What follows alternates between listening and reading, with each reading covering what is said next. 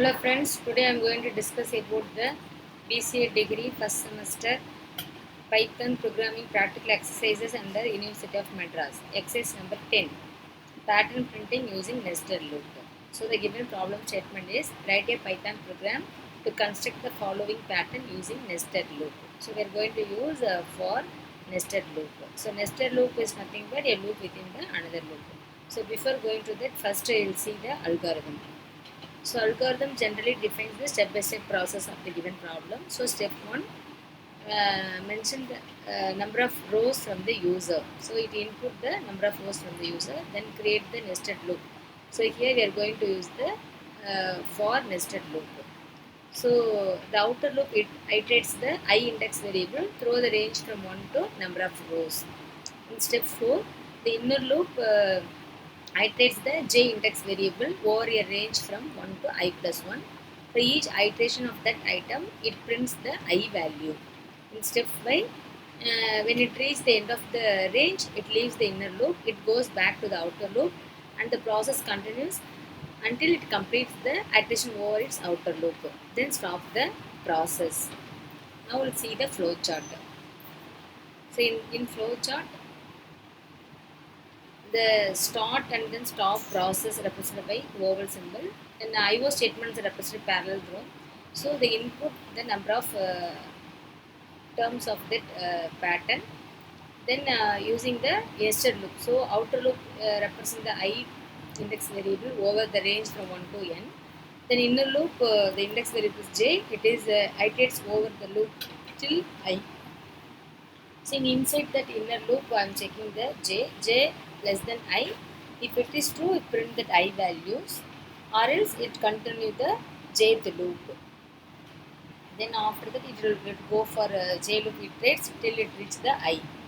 Then after that, if inner loop leaves that condition, then come back the outer loop. Then I index variable iterates over till n number of terms. Then we stop the process.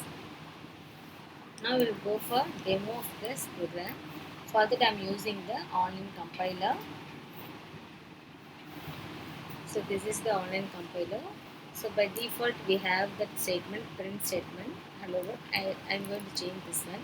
So here we are going to pattern printing. I am giving the title of the program. So for that, first we get the inputs. Generally, all the programs involves three things. That is, one is input statements, another one is processing statements, and finally output statements. So first we get the input that represents the number of terms, the number of rows for that pattern. So it should be integer. So that's why I convert that input into integer, because using input method we get the value. It always gets us in string value, so that's why I'm converted into integer. So enter the number of rows for that pattern. So after that I'm using the nested loop. So using the for loop, I iterate I index variable in the range n. So here I'm giving the range, I start from 1, so 1 comma n plus 1, because the pattern begins with the 1, so that's why I begins with. By default the range begins with index 0, but for our pattern we'll start from 1, so that's why I change the range. Then inside that again I introduce one more loop, that is a j index in the range.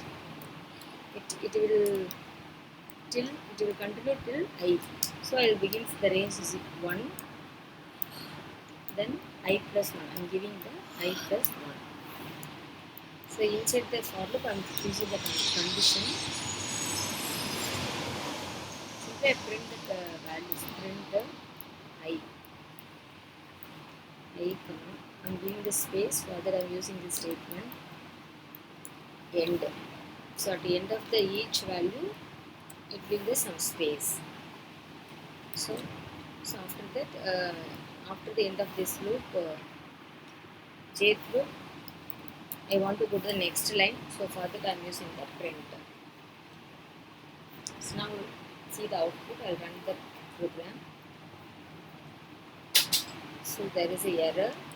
Here only one closing parenthesis are required. So I corrected. Again I'll run this program. It asks me from the number of rows. I'm giving 5. So it will refer to the 5 rows. Suppose if in our problem statement they're asked to print till 9. So for that I'm giving the values 9. Okay. So I'll maximize this way and show you that output.